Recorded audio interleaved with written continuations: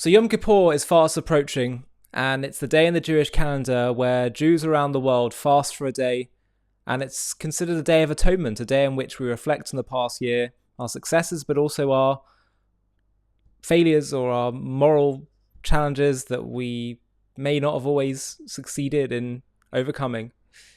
And we ask God for forgiveness for the things in which we've maybe not done our best in, and try and get some level of resolve and plan for the coming year. Now, this day sometimes can be portrayed as a sad day, a scary day, a day in which we have to grovel and bend on shaken knees, desperate, pleading with God, frightened, trembling, worried about what he may do to us. And you may even get some rabbis or educators that go down that path, and they basically try and instill the fear of God quite literally into people. But what I want us to talk about is, what actually do we mean by fear of God? What actually should we be feeling on this day?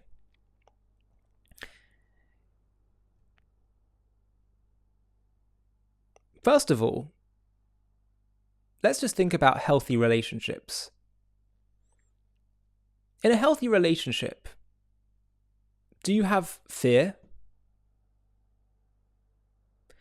We're told we're meant to fear God and love God. Now, of course, love, we all know you have in healthy relationships, but do you have fear in a relationship? You know, we often talk about, well, if you want to fast, you want to get repentance, and why? We'll often hear people saying, well, it's because, you don't want to get punished. You don't want to be signed into the book of death, or you don't want to have you want to make sure you get a good deal. You get your prayers answered, you get what you want. But is that the kind of fear that we'd have in our relationships with people? Is that healthy to be thinking the whole time about, oh God, if I don't do this, then they're going to do this to me. They're going to do that to me. I think that could probably end up getting quite suffocating. It's quite childish in a way. It's sort of the way that children operate with their parents. I don't do that because I'll be punished, or I'll go to the naughty corner. Not really the way you'd expect to have a healthy relationship. Oh, I better do this because otherwise she's going to, not make me dinner tonight, or that's not so healthy to be governed by that kind of fear. So what ultimately does fear mean? Secondly, when we talk about reward and punishment, yes, Judaism absolutely says there is reward, there is punishment. But what are we deserving of today? The assumption is always, oh, we're bad, we're disconnected from God, we're all these things, therefore maybe we're not so deserving of reward. Maybe we are bad. Let's address them. Let's first address that second question. Yes, there's reward and punishment, but what are we deserving of? We'll hear people say we're such a lowly generation, all these things. Well, who put us in this generation? Who created this environment that we're in, with all the challenges that we face? That was God's doing. Who put us in this generation, brought our soul down to earth and put us in a body in this generation? That was God. So yes, we're disconnected from Sinai, but is that our fault? Yes, we're disconnected from the prophecy of the temple. And we haven't heard from God for 2,000 years. And there's been a lot of challenge and suffering, particularly for the Jewish people. And we're still facing it to this day. So given God's hiddenness, given the challenges that we face, given the moral challenges of this generation, what are we as a Jewish people deserving of today? We're deserving of reward. And for our shortcomings, the question is, how does it all balance out? The fact that a Jew can choose to do a mitzvah today, given God's hiddenness, given the challenges one faces to be a Jew, given the challenges the Jewish people in Israel have faced and face, The fact that they still choose to do a mitzvah. You have to look at it in that context. I asked Rabbi Manis Friedman, I said, yeah, but look at the Purim story. Look, we were told we only got the salvation of stopping the genocidal decree because we repented. And he said, yeah, that's true. But let's not forget that was still at a time of prophecy. That was a time at which we had just left the temple. We'd just been exiled from the land. It was still in living memory, all those things, those miracles, everything. We've been in exile for 2,000 years. Faced unprecedented torment. And that doesn't mean to say that repentance and all these things don't have a massive impact, aren't necessary. I'm not saying all of that, but what I am saying is, what are we actually deserving of? We can end up making God seem so monstrous. He gives us all these challenges and then we think he's just going to punish. It's not a healthy way to look at it. And that really comes back to that first point. When it comes to love and fear, what is healthy and unhealthy? We know in human relationships, healthy relationships between friends, spouses, having a constant fear that they're going to punish you, that's not healthy. That's not going to endear one to the other. That's not going to create love. But there is fear in the relationship. What is that fear? The fear is not what they're going to do to me. It's what I could do to them. We all have that kind of fear in our relationships. When we think about, oh gosh, I really don't want to do that. Not because they're going to punish me, because I don't want to hurt them.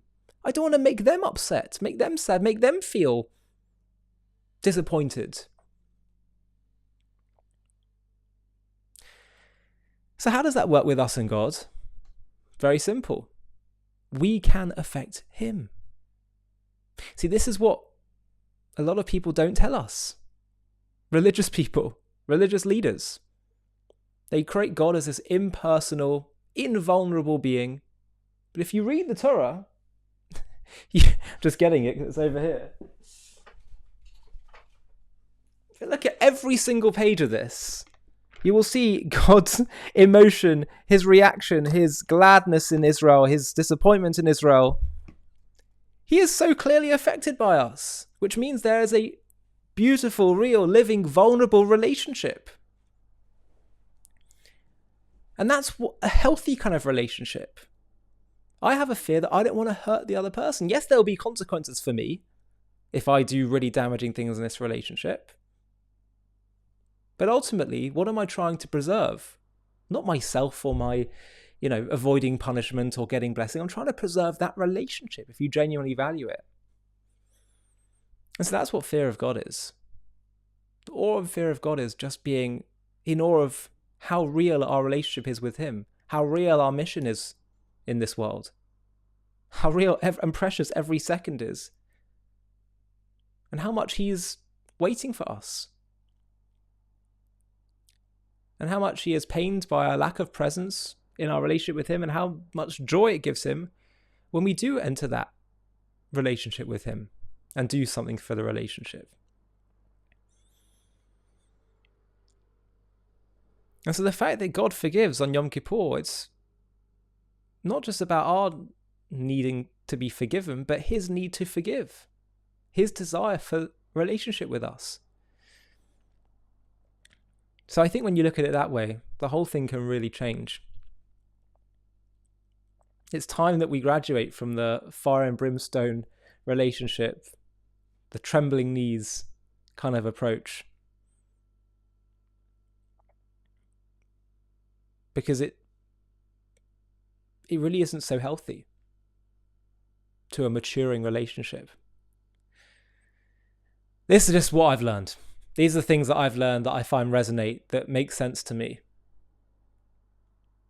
Ultimately, we have a choice. Is our relationship with God about our own self-preservation, or is it about genuinely seeking to enter into intimacy with him? That's what it comes down to. And I think our natural senses of what a healthy relationship encompasses should guide us into which choice is the better one and the truer one as well. I wish you a meaningful,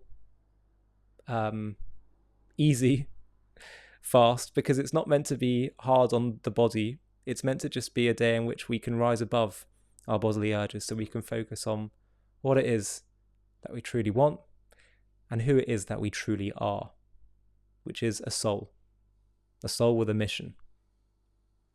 If you've made it so far in this video, I have a request for you. JTV has been having a really big impact in spreading the truth about Israel and creating positive associations with the Jewish people, Judaism, and Israel. We've really grown a lot, particularly in the last year, and we're having a really significant impact, both for Jews and non-Jews. But I really want to take JTV to the next level so we can start to compete with the other big online media beasts that are often peddling anti-Israel content. And the way we're going to do that is to scale even faster. So I'd love to build a team where we have other presenters doing shows like me. Let's start doing documentaries, supplementary content, animated content, etc., etc. And to do that, I'd like to build a bit of a team. So what we're going to do is we're going to do one fundraising day, just one, where we try and build up some funding in order to fund such a team. Now, to do that, it's going to obviously require people to get involved. And I'm wondering if you would consider, if you're watching JTV content and appreciate what we do and want to help partner with us in taking this to the next level and spreading the truth farther and wider than ever before, I wonder if you'd consider partnering with us simply by running a mini page on the fundraiser that we do, where you just reach out to your contacts on that day that we choose to fundraise and see if they'll all chip in. If you'd be up for doing that, of which I would be so grateful, then please click on the Google form link in the video description of this video, where you can simply just put in a few contact details. It'll be a very small commitment, as I say, literally just one day that we'll all agree upon as a collective community.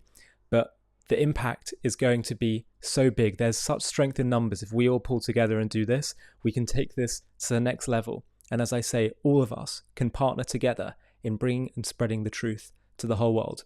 So please do consider clicking on that link, filling in the form, and I'll be in touch very soon to talk about the next steps. Small commitment, but a big impact.